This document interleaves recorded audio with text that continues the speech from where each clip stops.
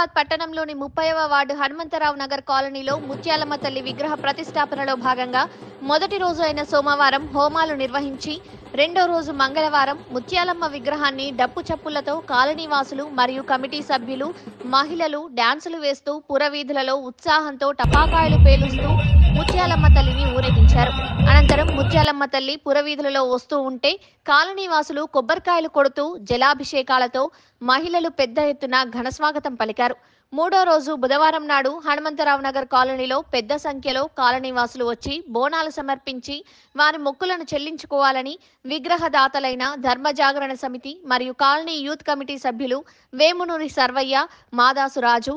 తమటం రాము, తప్పెట్ల యాకన్న, కత్తుల రేణుక, చాగంటి భాగ్యమ్మ, తమటం రాజ్ కుమార్,